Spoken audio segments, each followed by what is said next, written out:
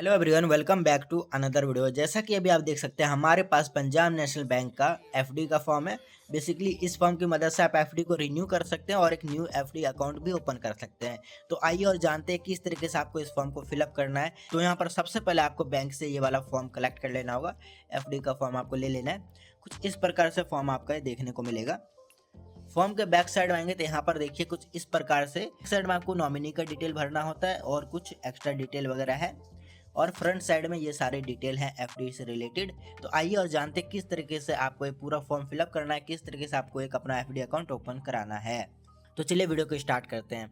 यहाँ पर देखिए सबसे पहले आपको बैंक से ये वाला फॉर्म कलेक्ट कर लेना होता है। उसके बाद आपको यहाँ पर आना है। ब्रांच ऑफिस आपसे पूछा जा रहा है, जो कि हम यहाँ स्किप करेंगे, इसको नहीं भरेंगे। नीचे साइड आएंगे, यहाँ पर देखिए आपसे सबसे पहले फुल नेम पूछा जाएगा। तो आप अपना फुल नेम डालेंगे, जो भी आपका नेम है। लेकिन देखिए जितना भी यहाँ पर आप डिटेल भरने वाले हैं, सारा डिटेल आपको कैपिटल लेटर में भरना है, कुछ भी स्मॉल लेटर में भरने की जरूरत नहीं है। इस तरीके से आपको पूरा फुल नेम डाल देना है। देखिए मान लीजिए आपका नेम 3 लेटर में आ रहा है, जैसे कि अंकित कुमार यादव। इस तरीके से 3 लेटर में आ रहा है, मतलब आपका मिडिल नेम भी है या सरनेम भी है। तब आपको इसी तरीके से लिखना है अंकित कुमार और यहाँ पर यादव। इस तरीके से आपको पूरा कॉलम में अपना नेम लिखना होता है। देन हम नीचे साइड आएंगे, यहाँ पर देखिए KYC नंबर मांग रहा है। KYC नंबर यहाँ पर भी मांग रहा है और यहाँ पर भी 2-3 जगह से KYC नंबर मांगा जा रहा है। KYC नंबर हमारे पास नहीं है, इसलिए ये सारे कॉलम आपको भरने की जरूरत नहीं है। राइट हैंड साइड में आएंगे, यहाँ पर आपसे कस्टमर आईडी मांगा जाता है। अगर आपको अपना कस्टमर आईडी पता है तो यहाँ पर कस्टमर आईडी फिल कर देंगे फर्स्ट वाले कॉलम में। अगर आपको नहीं पता है तो पासबुक में देखकर फिल कर सकते हैं। अगर फिर भी नहीं मिलता है तो आप इसको ब्लैंक छोड़ देंगे। तो बस इतना ही डिटेल फिल करना है आपको फर्स्ट वाले कॉलम में। नीचे फोर्थ वाले ऑप्शन में आना है, यहाँ पर आपसे पूछा जाएगा type of term deposit required. Deposit के बहुत सारे सेक्शन आपको दिए जाएंगे अलग अलग टाइप के।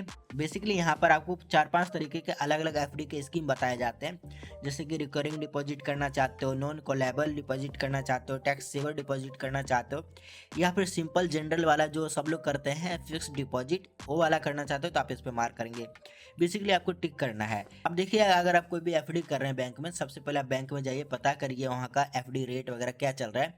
जिस समय का, जिस पीरियड का, जिस टेन्योर का सबसे अच्छा इंटरेस्ट मिल रहा होगा, हायर पेइंग मिल रहा होगा, उस टाइम का आप चूज करिए तो आपको ज़्यादा अच्छा ब्याज दिया जाएगा। बाकी आप चेक कर सकते हैं अपने अनुसार कि आपकी एरिया में क्या यहाँ पर इंटरेस्ट रेट चल रहा है फिलहाल। यहाँ पर आपको 5th नंबर में आना है। यहाँ पर आपसे पूछा जाएगा इंटरेस्ट पेमेंट फ्रीक्वेंसी। जब आप एफडी कर लेते हैं तो इंटरेस्ट आप कैसे लेना चाहेंगे। पहला है मैच्योरिटी, यानी जब आप एफडी का टाइम पूरा हो जाएगा तब एक साथ आप इंटरेस्ट लेना चाहते हो तो इस पर मार्क करेंगे। अगर आप सालाना इंटरेस्ट लेना चाहते हो तो आप इस पर मार्क करेंगे।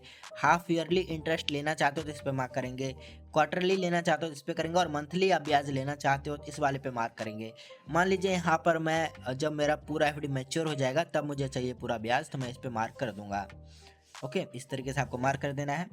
अब देखिए 6 नंबर में आएंगे, यहाँ पर आपसे पूछा जाता है ऑटो क्लोज रिन्यूअल। देखिए जो आपका एफडी है, जब आपका एफडी यहाँ पर पूरा हो जाएगा टाइम, अगर आप चाहते हो कि एफडी का टाइम पूरा हो ऑटोमेटिकली क्लोज हो जाए एफडी, तब आपको यहाँ पर इस पे ऑटो क्लोज यस पर मार्क करना है।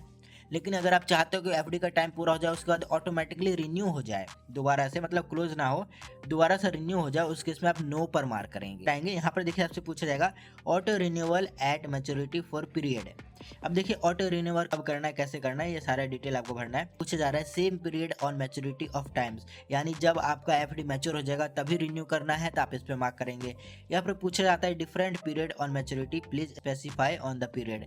या फिर आप चाहते हो जब आपका एफडी मैच्योर हो जाए उसके अलावा आप 2 महीना, 3 महीना, 4 महीना बाद या किस टाइम पे आप रिन्यू करना चाहते हो वो टाइम लिख देंगे, जैसे कि जून, जुलाई, अगस्त या जो भी है वो अपना डाल देंगे। यहाँ पर मैं चाहता हूँ कि जैसे मेरा एफडी यहाँ पर पूरा हो जाए समय उसका, तो ऑटोमेटिकली उसी टाइम पे रिन्यू हो जाए, तो हम इस पे मार्क करेंगे।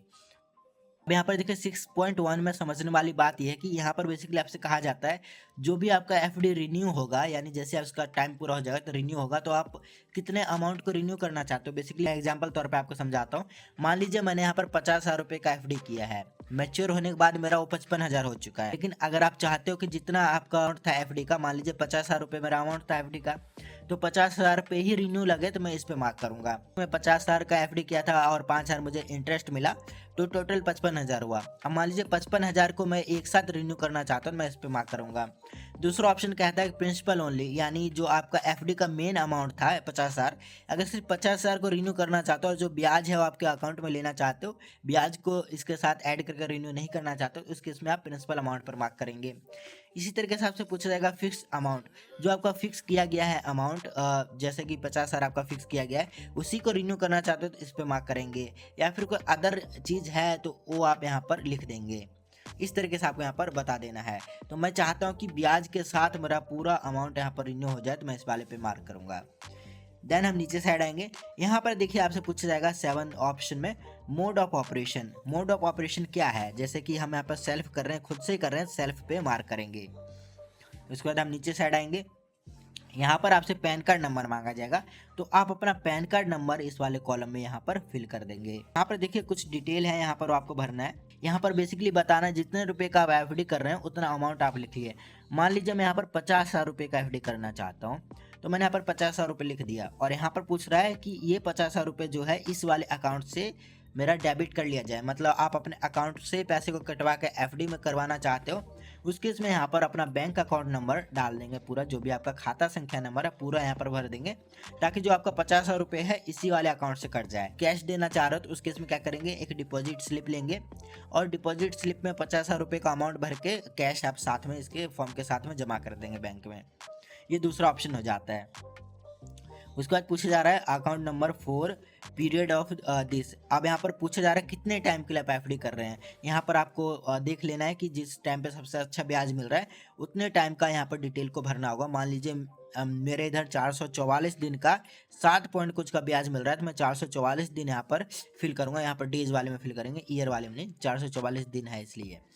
को एक अपना कस्टमर का सिग्नेचर कर देना होगा। यहाँ पर देखिए लिखा हुआ है फॉर ऑफिस यूज ओनली, तो ये टर्म डिपॉजिट का एक अकाउंट नंबर अलग से बनता है, जो कि एफडी अकाउंट ओपन होने के बाद यहाँ पर डिटेल बैंक वाले भर देंगे, और कोई भी डिटेल आपको यहाँ पर भरने की जरूरत नहीं है, आपको यहीं तक डिटेल को भरना था। तो यहाँ पर हमने सारी डिटेल को भर दिया है। अब देखिए फ्रंट साइड तो हमारा सारा डिटेल भर गया है।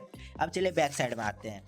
अब बैक साइड में देखिए यहाँ पर आपको नॉमिनी के कुछ डिटेल भरने होते हैं, क्योंकि नॉमिनी बहुत जरूरी है भरना आज के टाइम में।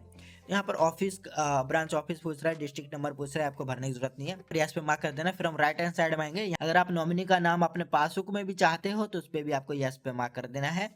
देन हम नीचे साइड आएंगे, यहाँ पर देखिए फॉर्म DA1 होता है नॉमिनी का, ये फॉर्म भरेंगे। अब देखिए यहाँ पर आपसे पूछा जाएगा, यहाँ पर बेसिकली नीचे साइड आना है। यहाँ पर देखिए जो IV वाला सेक्शन है, यहाँ पर आपको नेम फिल करना है। यहाँ पर आपको अपना नेम फिल नहीं करना है, बेसिकली यहाँ पर आपको नॉमिनी का नेम फिल करना है। मान लीजिए मैं पर्सन XYZ को नॉमिनी बना रहा हूँ, तो मैं पर्सन XYZ का नाम डाल दूंगा। यहाँ पर उस पर्सन XYZ का एड्रेस डाल देंगे कि वो पर्सन कहाँ पे रहता है, पूरा एड्रेस उसका यहाँ पर फिल कर देना है। देन हम नीचे साइड आएंगे, यहाँ पर पूछा जाता है अगर नॉमिनी माइनर है उसके इसमें ये वाला डिटेल भरना है, अदरवाइज ये वाला डिटेल आपको भरने की जरूरत नहीं है, यहाँ एड्रेस तक डिटेल को भरना है। नीचे साइड आएंगे, यहाँ पर देखिए पूछा जाएगा नेचर ऑफ अकाउंट, किस टाइप का अकाउंट है आपका, तो हमारा सेविंग अकाउंट है, तो सेविंग अकाउंट यहाँ पर लिख देंगे। इसके बाद आपको डिपॉजिट में यहाँ पर अपना बैंक अकाउंट नंबर फिल कर देना है पूरा। यहाँ पर एडिशनल डिटेल आपका है कुछ तो वो फिल कर देंगे, अदरवाइज डैश लगा देंगे। यहाँ पर फिर से आपको नॉमिनी का नेम फिल कर देना है, आपके नॉमिनी का जो भी नेम है नेम डालेंगे। यहाँ पर नॉमिनी का फुल एड्रेस डालेंगे। यहाँ पर नॉमिनी के साथ आपका क्या रिलेशन, जैसे कि मदर है, फादर है, वो आपको बता देना है। नॉमिनी का एज यहाँ पर बता देना है, और यहाँ पर नॉमिनी का डेट ऑफ बर्थ लिखना है अगर नॉमिनी माइनर है तब। देन हम नीचे साइड आएंगे, यहाँ पर देखिए कुछ और डिटेल भरने का ऑप्शन है, जैसे कि as the nominee is minor on this date. देखिए बेसिकली माइनर की डिटेल है तो ये आपको भरने की जरूरत नहीं, नॉमिनी माइनर है तब ये डिटेल भरा जाता है। यहाँ पर आपको प्लेस और डेट भर देना है। यहाँ पर आपको अपना एक फिर से सिग्नेचर कर देना है। देन आपको नीचे साइड आना है, यहाँ पर देखिए विटनेस वाला ऑप्शन है, तो ये सब आज के टाइम में ज़रूरी नहीं है, तो ये सब भरने की ज़रूरत नहीं है। नीचे आपको ये सारा डिटेल दिया जाता है, नॉमिनी रजिस्टर्ड, ये फलाना ढिमकाना, ये सब भी आपको भरने की ज़रूरत नहीं है। आपको बेसिकली यहीं तक डिटेल को भरना है, उसके बाद इस फॉर्म को बैंक में सबमिट कर देना है।